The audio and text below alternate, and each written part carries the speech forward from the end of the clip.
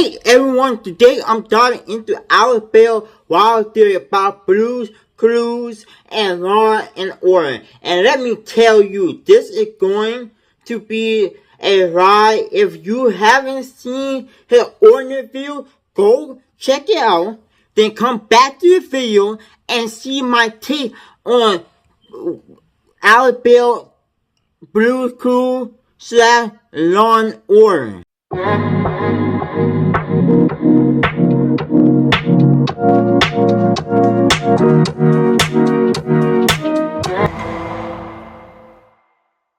By far, the most common type of fan theory is the dream theory. The idea that everything happening in a story is actually all just inside of a character's head, whether they're stuck in a coma, or they're dreaming, or hallucinating, or they're actually dead. Pretty much every piece of media has some kind of dream theory. And it's sort of the lazy, low-hanging fruit of fan theories. You can just apply it to literally anything, and usually there's never actually any evidence besides, "Whoa, this show is so crazy and unrealistic, that must mean it's a dream! Ah!" And surprisingly, the show that seems to have the most of these types of fan theories is Blues Clues. You got Steve is actually schizophrenic, Steve is actually in a mental asylum, Steve is actually a drug addict, Steve is actually in prison, Steve is actually a murderer who killed his parents, oh my god. Even I made a parody of these theories back in 2017. So yeah, Wow. It's a pretty basic, normal kid show. Steve, a 30-year-old schizophrenic who killed his parents, pretends to be a kid. You know, that was before I dedicated my life to making fan theories about kid shows. And look, I understand the appeal of these types of theories. It's fun to take something innocent from your childhood and give it a dark, edgy plot twist. That's kind of It is fun.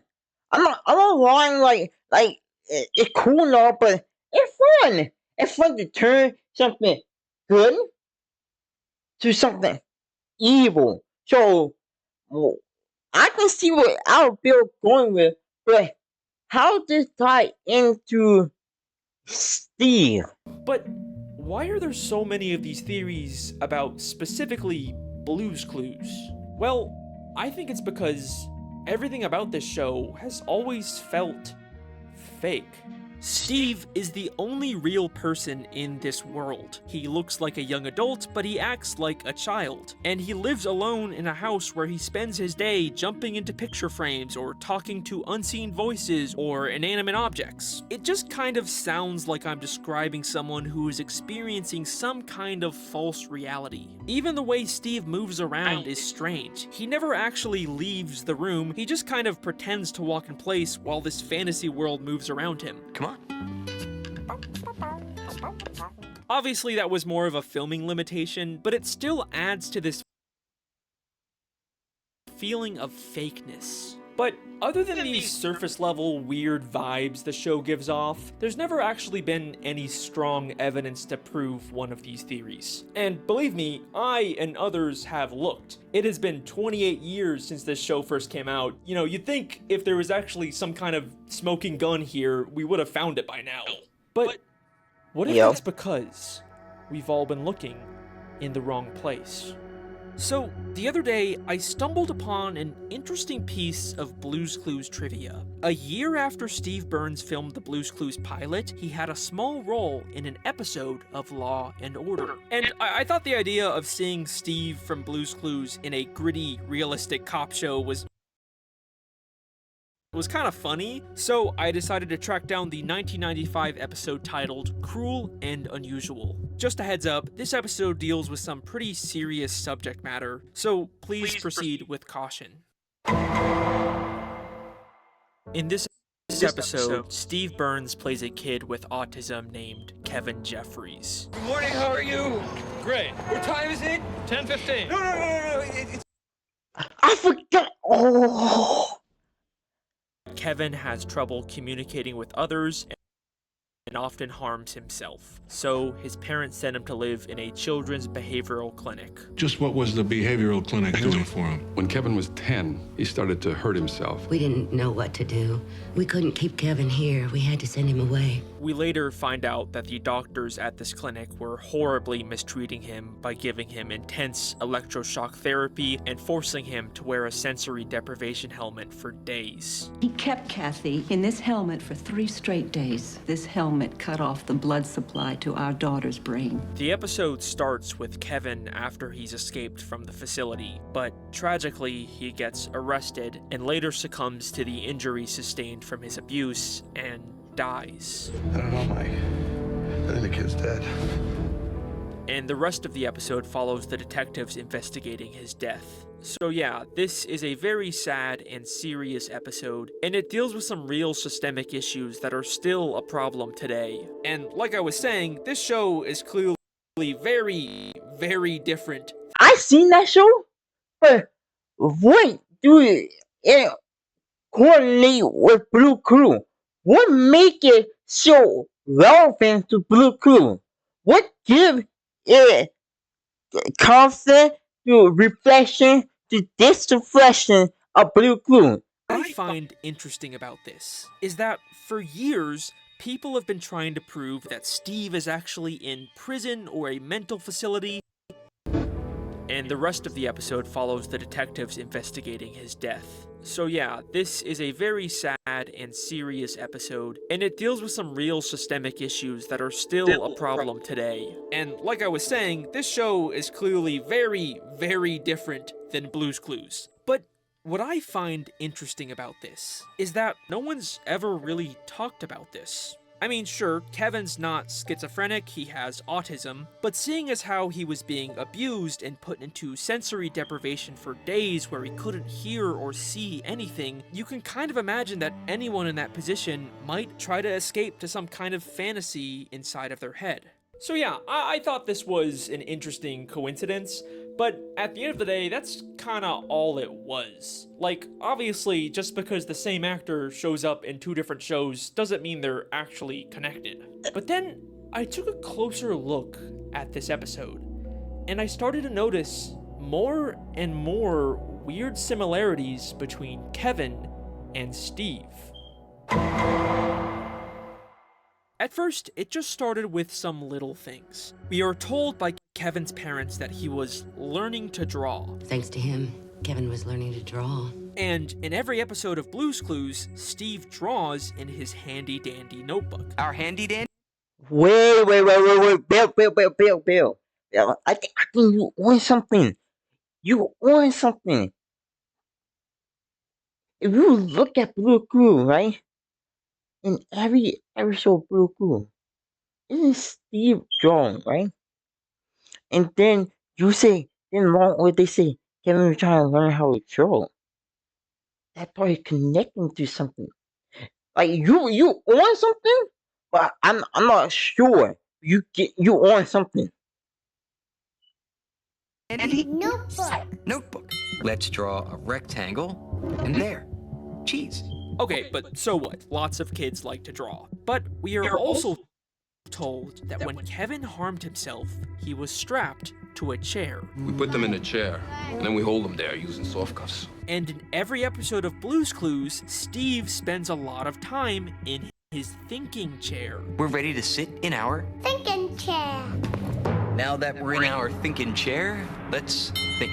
And then, when Kevin escaped the facility, he kept asking people what time it was. What time is it? 10:15. What time? How you doing today, huh? What time? Now, it is common for some people with autism to rely on specific schedules or routines, but what time it is also really important in Blue's Clues. What time is it? What time is it now? Steve has a cleanup time. We just had cleanup time. A nap time. It's Blue's nap time. Now it's time for so long. There's a talking clock. And most of all, every day, Steve has mail time. Mail time. Hey, Blue, the mail's here. So yeah, there's some weird similarities here, but nothing actually concrete. I didn't really start to take any of this seriously until I realized. After Kevin escaped, we are told that he went to a movie theater. And guess what he did in the theater. Movie started at 10, he was out of here by 10 after 10. Got out of his seat, walked into the screen. Kevin got out of his seat and tried to walk into the screen. Doesn't that sound exactly like Steve Bluska doing Into a Picture? Got out of his seat, walked into the screen. This kind of feels like more than a coincidence. So this is when I first started to consider, is it really possible that Kevin Jeffries from Law & Order is the real Steve, and Blue's Clues is all a fantasy he created to escape his abusive reality? Okay, I know you're not convinced yet, and to be honest, neither was I, but don't worry, we are just getting started.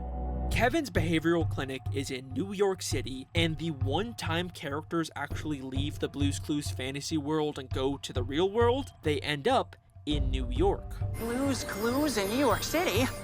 This is epic! Also, in the very first episode of Blue's Clues, we can see a newspaper from the New York Times inside of Steve's house, strongly implying that's actually where he lives. We can also see objects from Blue's Clues in Kevin's life. In Kevin's parents' house, we see a very large salt and pepper shaker, just like Mr. Salt and Mrs. Pepper. Hi, Mr. Salt and Mrs. Pepper. Hello, Steve. Hello, Steve. And in the clinic, we can see a I'm not red bucket, convinced. just like Steve's friend, Pale. Hello, Pale. Hi, Steve. Also, when Steve left the show to go to college, he left on a blue bus. And when Kevin escaped the clinic, in his pocket he had a schedule for the Greyhound. There you go. Amtrak schedule, Greyhound schedules. Which is also a blue bus. Alright, those are some more interesting connections, but you're probably still not completely sold yet, right? No. Well, check this out. When Steve eventually left the show to go to college, he was replaced by his younger brother Joe. Oh, hi. It's me, Steve's brother Joe. And later, Joe got replaced by their cousin Josh. Hi, it's me, Josh. And not only does Kevin also have a younger brother, but at the clinic, there is a nurse named Joe. What's your name? Joe Garvey. Joe Garvey. You're You're under arrest for assault. Whoa, hold up. Bill, I'm not convinced yet, but you give me things to think and making it seem like it all coordinates together, right?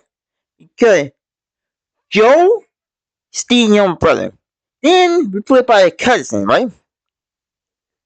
And then you got the clan named Joe, so it all time I'm not convinced, but I'm persuading or thinking that this one or episode have something to do with the actual Blue Clue. Dropped. I think that Kevin is taking aspects from his real life, like the objects or the names of the people working at the clinic, and applying them to his fantasy. Also, this one is less impressive, but the name Kevin is also the name of the Blue's Clues UK host. Hello out there. It's me, Kevin. Also, check this out. Kevin's behavioral clinic has the same initials as Blue's Clues. Huh? That one's also not that impressive, I know. But wait. If this theory... It wasn't impressive, but it makes sense. Alright? And I've never seen the very first Blue Clue. Like, don't get me wrong, chat. I'm telling you, don't get me wrong. Like, actually, don't get me wrong. But I've never seen the very first Blue Clue. Never. is true, and all of this is just inside of Kevin's head. And why does the main character of his fantasy keep changing? Hi, come on in. Hi, come on in. Hi, come on in. Well, at first, I thought maybe Joe and Josh could actually just be from two different kids who took Kevin's spot in the clinic after he died. But the clinic gets shut down at the end of the episode. You made them close the clinic. So they would all have to be from Kevin. But why? Well, we're told that Kevin has tried to escape from the clinic before. Well, we called the police this morning as soon as the clinic told us that Kevin ran away. He's done this before. So what if every time a host leaves Blue's Clues, It's actually Kevin trying to escape the clinic, and when he's inevitably put back inside, He's done this before. his fantasy resets with a new Blue's Clues Hi, host. come on in. Hi, come on in. Hi, come on in. Okay, so there is a surprising amount of connections here. You can't deny that. But it still kind of feels like we're missing something. Like, I can see why Kevin would imagine a fun, colorful world to escape his abuse, but why is Kevin's fantasy so focused on playing a scavenger hunt game with a blue dog? As far as I can tell, there's nothing similar to that in this episode. Well, I think to answer this, we need to take a closer look at what Blue's Clues actually is. At the beginning of the Law & Order episode, Kevin's doctor explained to the detectives why Kevin harmed himself. It's pretty common with some autistic children. It's frustration because of their inability to communicate. It's frustrations because of his inability to communicate. Now, autism is a spectrum, and it's a lot more complicated and nuanced than the way TV shows like this tend to portray it. But it is true that some people with autism have varying levels of difficulty communicating. And I think this becomes interesting when we take a look at what Blue's Clues actually is. Well, what story should we tell?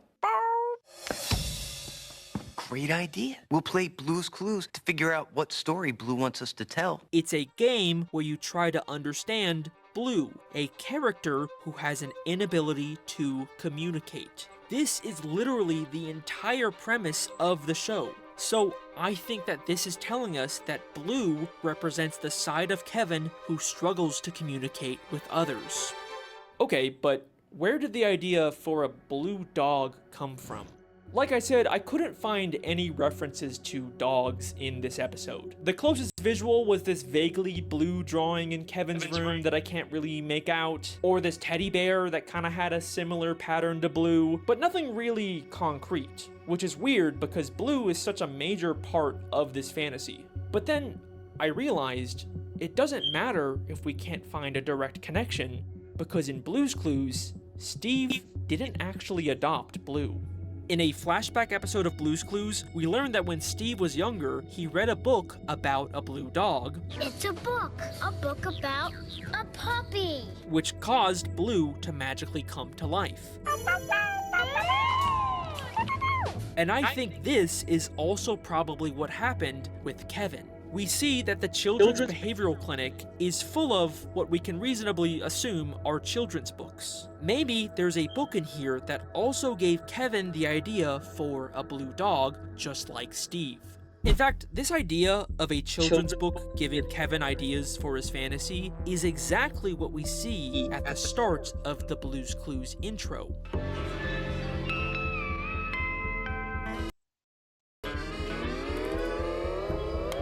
Hi, it's me. How does it make sense? Literally tells us every episode that Steve's world is fake and comes from a book. And I think this real world full of children's books is actually the Law & Order Behavioral Clinic. And if this is true, that also means that there's probably a book literally called Blue's Clues in the clinic that Kevin is basing his fantasy off of. So even if we never see a blue dog or even hear the name Steve in this Law & Order episode, Kevin still could have gotten all of those ideas from an existing Blue's Clues book in the clinic. Now, the only thing that doesn't really fit with this idea is mail time. Hello, mailbox. Hi, Steve. Have I got a letter for you? Sure, maybe the talking purple mailbox was just something from the book, but there's no way Steve watching videos of kids in the real world would be something in a children's book. Look, it's a letter from our friends. Hi, Steve. This is where we play with our blocks. This goes that way. So, what are these videos? Well, the behavioral clinic is full of other children. You want to see what a good day is for some of these kids? So, I think these videos are Kevin's perception of the other kids. There is just an undeniable amount of connections and similarities between this episode. There is so much connection going on in one scene, in one episode. There's so much going on that you can actually tell where it's going at, and you put the pieces together like a puzzle. If you can figure out where it's going and analyze it and scan it, you can tell where it's all going with. In this show, it just really feels like Blue's Clues is all a fantasy inside of Kevin Jeffries' head. But at this point, you're probably wondering, could any of this actually be intentional? Like, if this theory is true, does that mean that the entire plot of Blue's Clues was actually secretly based on this one random episode of Law & Order? I'll admit, that seems unlikely, especially since this episode came out a year after the Blue's Clues pilot was filmed. I think it's a lot more likely that if this was intentional, then it was probably just the Law & Order creators deciding to secretly connect these two shows on their own. Maybe just because they thought it would be funny, I don't know. Or maybe it's some weird mixture of both, because even years after this episode came out, Blue's Clues does still seem to weirdly line up with it. I honestly don't know. And to be fair, this could all still just be a bunch of weird coincidences and that's it. But regardless of the creator's intent, it still works, you know? And it makes talking about Blue's Clues a lot more interesting. And at the end of the day, I think that's kind of the point of all of these edgy Blue's Clues fan theories. And this was originally where I planned on ending this video. But there was still one lingering question that was bothering me. If Blue's Clues really is just inside of Kevin Jeffries' head, then what about when Kevin died at the beginning of the episode? I mean, I guess we can just say that the entire Blue's Clues timeline takes place before Kevin's death, and if the show ever gets canceled, then we can just say that that is when Kevin died and the fantasy ended. But what if I told you we've already seen Kevin's death inside of Blue's Clues? So, I recently watched the new Blue's Clues movie from 2022 called Blue's Big City Adventure. And not only did I find even more similarities between this movie and the show, but I believe that this movie is showing us the day that Kevin died and the true end of the Blue's Clues timeline. Bale, if you really actually know the connection to the death and everything, bro, it's gonna blow everybody's mind. Like, it's gonna blow everybody's mind to the peak. This movie is about Josh, the newest host of Blue's Clues, going on a big adventure to audition for a Broadway musical in New York City. Blue, we are definitely not in storybook world anymore. It's kind of what you'd expect out of a modern-day Blue's Clues movie. He goes on a journey to the real world and gets lost. There's lots of wacky hijinks, but in the end, he finds his way and gets the part. We want you to be the star of our Broadway show. Yes, of course. Yes. But if you watch this movie with this theory in mind, so many things take on a whole new meaning. The first thing that immediately caught me off guard was the opening song. It's a brand new day. This song is about starting the day, and Josh keeps saying, "Good morning." Good morning. Good morning. Good morning, Blue. And literally, the first thing we hear Kevin Jeffries say is, "Good morning." So is Donovan. Good morning, how are you? Despite it clearly being night, we also hear this line in Josh's song. This life is just like a beautiful dream. This life is just like a beautiful dream. Interesting. And while Josh sings, the other characters keep telling him to wake up. Wake up! Wake up! It's a brand new day. Right away, this movie feels different, like it's trying to draw attention to the fact that this world is just Kevin's fantasy and it's time for him to leave it. Josh leaves his fantasy world to go to the audition in New York, just like how Kevin escapes the clinic at the start of the episode. And just like Kevin, Josh immediately seems very disoriented by the outside world.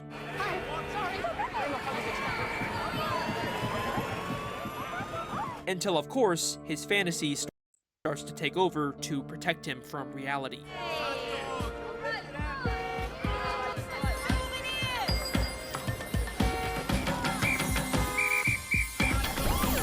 But what's interesting about this movie is that for the very first time ever, we get these little glimpses of Blue's Clues from other people's perspectives. Don't you think so, Madam Mustard? Oh?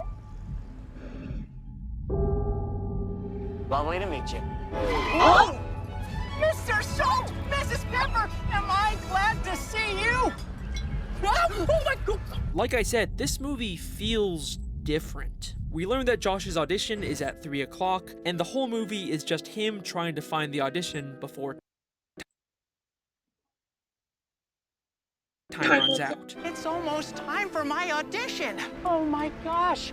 We don't have much time, Blue. Could this be why Kevin kept asking people what time it was? What time? It might, but I can't tell. Wait, it might have something to do with it. It might. He putting the pieces together, but What time? What time? Josh also doesn't know where his audition is. All he knows is that it's in a theater somewhere. Excuse me. Do you know the address to the theater? Which theater? I don't know which theater. Maybe this is why Kevin went to a movie theater after he escaped, because he thought it was his Broadway audition. Wow. Now, in the Law & Order episode, shortly after leaving the theater, Kevin gets arrested and then tragically dies in police custody. But that's not what happens in this movie. Josh goes to the theater and gets the part. We want you to be the star of our Broadway show. Yes, of course. Yes. But instead of him leaving and dying like Kevin, we immediately cut to him performing the musical in a big climactic finale. My dream is a reality. okay.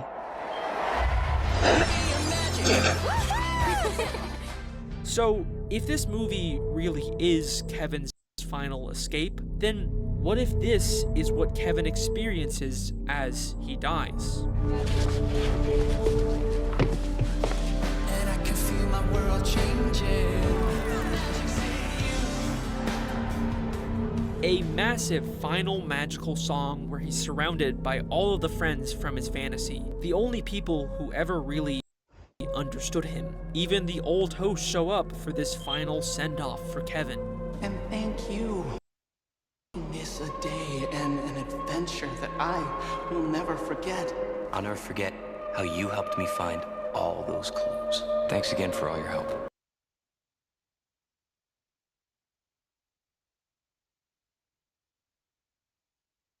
Wow, just wow. Our Bill had it again. Blowing theory that makes you look at childrenhood shows completely different. What do you think about this theory? Drop a comment below. No, really. Now it's over. So long. And that is sadly where Kevin Jeffries' story ends.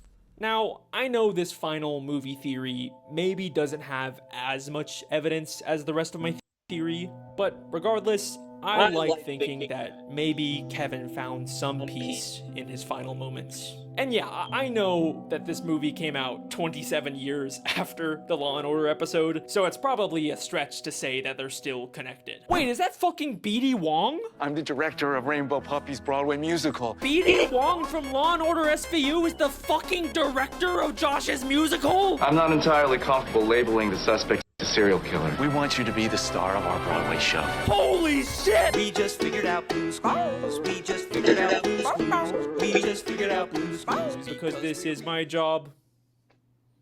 This is actually my job.